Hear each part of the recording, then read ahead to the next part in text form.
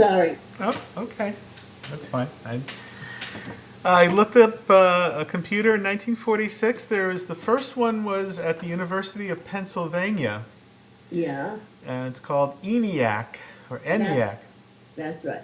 Yeah. Idiot. So it wasn't Purdue. It was University of Pennsylvania in 1946. But they had one in Purdue as well. The But earliest that's thing right. reference I found to Purdue was 1962 started their computer sciences program. So I don't Well, know if I they mean, this didn't have a came program, maybe. before their sciences program. Yeah, this is a different thing. But anyway, I just Googled it. Mhm. Okay. Well, it seems like Google doesn't know everything. So there. Mhm. Hey. All right. All right. Well, uh, did you hit everything you wanted to in your notes, or? I think so. Well, I didn't plan to talk about everything else in the family. Well, it's, it's good to get it to hear the stories. That's really terrific.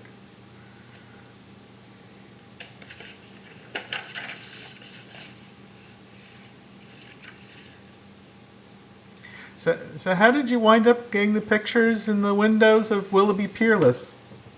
Oh, because I started taking pictures of children, I started to say before, and I had plenty of material in my apartment building, and it got to be that I charged for them, and so I made some money, not an awful lot, but I did. People wanted to have their kids' pictures taken, so and kids are always nice to take pictures of, you know. And Will held the lights for me, arranged the lights. He was very helpful. And I got them, I played with them, you know, and got them to do what they did. And the pictures were really good. It's easy to take pictures of kids, and kids always look lovely. So Will showed some of the pictures to, where was it, Willoughby's? Or Abe something? I thought it was what I had heard was Willoughby's. It might have been Willoughby's, I really don't remember. And they had a whole big exhibit, you know, mounted them on big white background things, and signed them and all that. And they were very nice. Hmm. Had a lot of acclaim, but that was it. Must have been exciting. Nice. But I never took it any further. Um, I never had that much confidence in myself. I think my grandma took care of that. Is that what she was the? Well, I don't know. I was a fresh little kid, and I really had you know, but I had a lot of nerve. Like when after I graduated from college, I don't know if you want to hear this, and I had taken statistics because that was part of after I thought economics, you know, that was wonderful, but it wasn't all social stuff.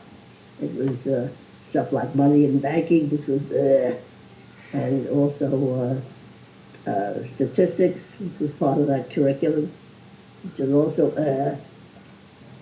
and, but I got a telephone call in, I guess, about April. I was graduated in February, and it was terrible trying to get a job then. Absolutely awful. You used to go to places where they had little tastes of food, so that we'd have our lunch and you get online, and then one day when you get online at Macy's to look for a job, or to apply for a job, the thing was that you had to have your master's or then a PhD before they would see you. Anyway, it didn't go that route at all. And I got this phone call from the college, and they said, we have it on record that you took statistics. I said, yes. And they said, well, there's an opening. The city of New York is establishing health districts, and they'll need statistical clerks. So if you go down to they gave you the address, in Manhattan to go and be interviewed. Okay, you might get a job. I said, thank you very much. And I hot-tailed it down there. And when I came in there, they said, can you type? Well, I wasn't going to tell them I can't type. I didn't type. But I said, yes. And they said, we need some samples of your work. I said, I didn't bring any with me. I mean, that's how much I knew about typing. So, so they said, oh, we have typewriters here. So they put me in a room. Thank God there was nobody else in the room. I was alone. They left me alone. They were not pressed for time. I could finish it when I wanted. And they put in front of me this long carriage typewriter. And not having experience with any kind of typewriter, really. Uh, I had the long carriage. I didn't know that you have settings that you can put in the back to make columns, spaces in the back to put where you wanted your numbers to go. And they gave me these columns of stuff to copy. And they also gave me carbon paper, which I had never seen before. So I didn't really know, and it took me a couple of times to figure out which way to put the carbon paper so I'd have copies. So, but as I say, it was a good time that they left me all alone and gave me plenty of time. And so when it came time to make the columns, I had to use a space bar at the bottom to judge the columns. So it took me a long time, but I got it done. And they said, okay, fine, So I had the job. And when see, they hadn't had the time to give an exam, have a regular civil service again. So I got the job, and I had to travel all the way out to Bushwick every day. But I made very good friends there. And the doctor was wonderful. Oh, the one who was in charge of the assessor. She was a wonderful person. Mm-hmm. Oh. So that was my first job. Mm-hmm. And then when they gave the exam, I didn't take the exam. And I just didn't. So I never got a steady job that way, thank God. And then I worked for the American Public Health Association because they had, you work yourself out of a job in statistics because they have a study and you finish the study and that's it. That's what I did. Mm-hmm. And then I was out of work and I answered a newspaper ad where they wanted a secretary, a daily news record with Fairchild Publications.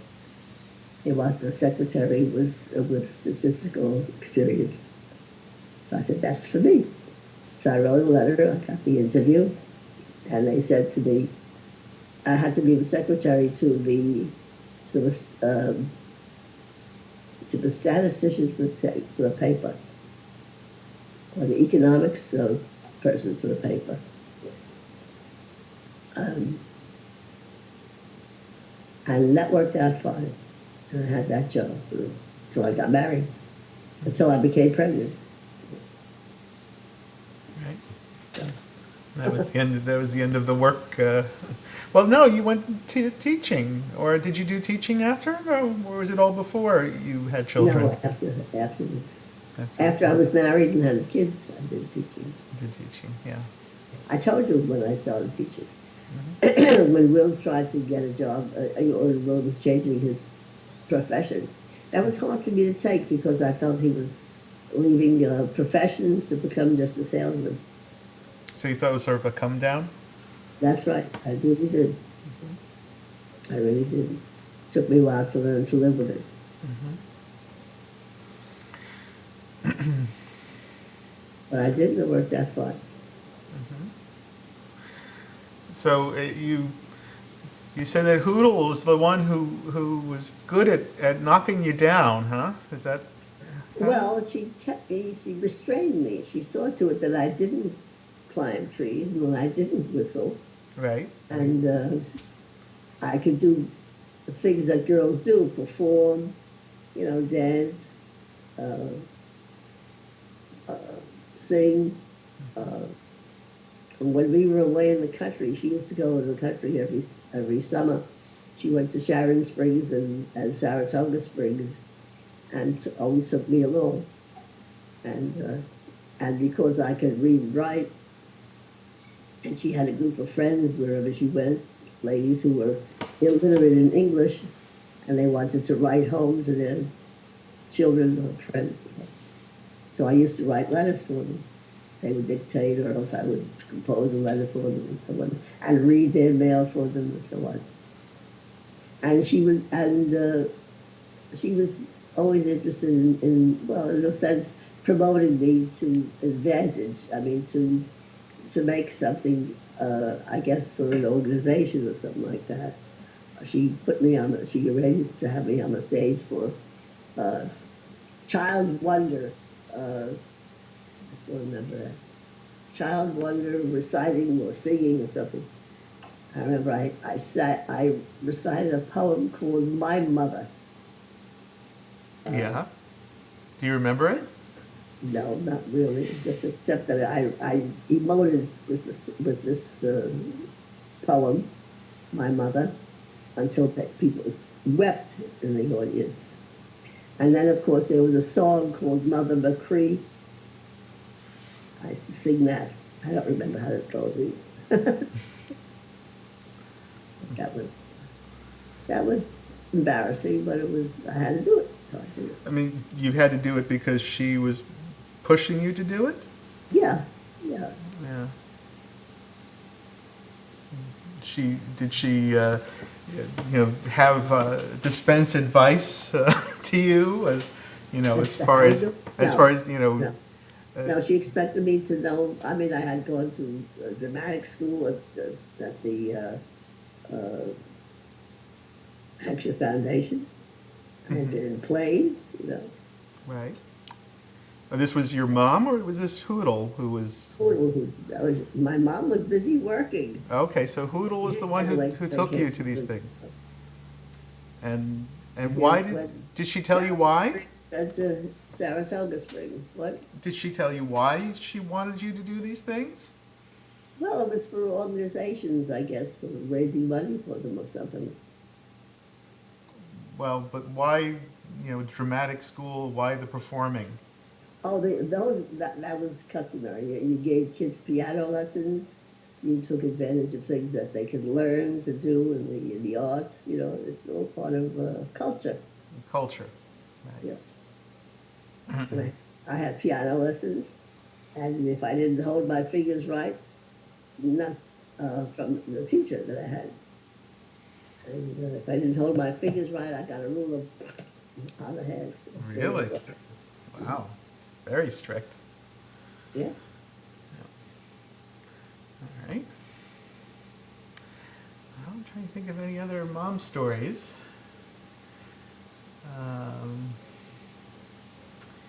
I think she had met Dad when they went up to she went up to the country the camp to help her cousin, our cousin Deborah, with the care of her children. She was at a resort, and your father was there as a waiter or a busboy or something like that.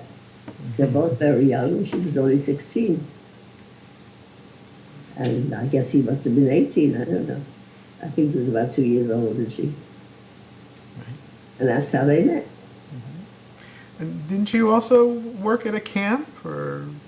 Yes, well, that was later. That was when I had children already. Okay. And I took Pearl along with me. That was near Woodstock. And that's where we met Dorothy Rappaport. Oh. And Aaron. Yes, I remember her. And then I got the job at the summer camp at Kittatinny. What was it called? Kittatinny. Yeah. Kittatinny. Uh-huh. Kittatinny. Uh-huh. Okay. And was that up in the Catskills, or? No, that was in the Poconos. The Poconos. Oh, so down in Pennsylvania. And I worked there for 9 summers. Because we couldn't afford to pay what it costs to send kids to camp. Right. So in exchange for my services, I got both kids in for free. I see. Oh, right. And Uncle Ben, was he in the printing business? Was that what that was? Yes, The they were called Perfect Letter perfect Company. letter. Hmm. And they did, when the New Yorker first started, they got, that was their big account. And they did hand addressed envelopes for them to, when they sent out notices or asking for business and so on, subscriptions. And the girls and I, Eddie and Harriet and me, one summer we worked, I guess we were about 14, we worked for the New Yorker. I don't know what we did. I don't remember what we did. Some sort of clerical work. Hmm. Okay. Mhm. All right. Well, I think we covered it. I guess so. Well, thank you very much for You're very welcome. I stories. didn't really intend this. I intended just talking about Pearl, because Well, she's the important lady now, and hmm I well, want to I know think you. that I love her, Mhm. and I always love her. She was something really special in my life, as each of you boys were. I remember how much fun it was when I went traveling for a year, and having it was so nice to have people to buy things for. Oh, And yes. your father's collection of meerschaum pipes. He always wanted meerschaum pipes and stamps. Right. Whatever happened to his stamp collection? It's out in Tucson. Um, It's still there. do either of your boys express an interest? I don't think any of us have picked up the torch on it, but Mm. we.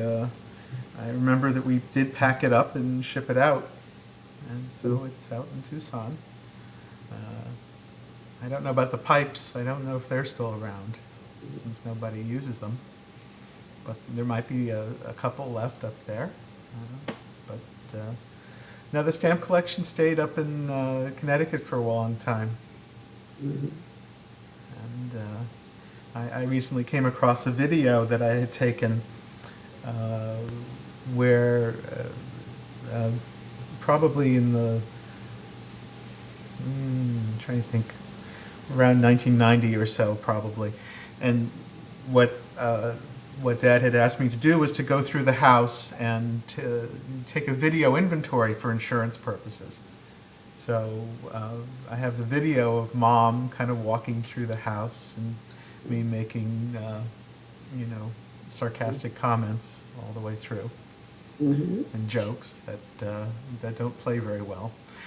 And the thing that he got up to pull out was the stamp collection, including some UN stamps that was he had subscribed for a few years.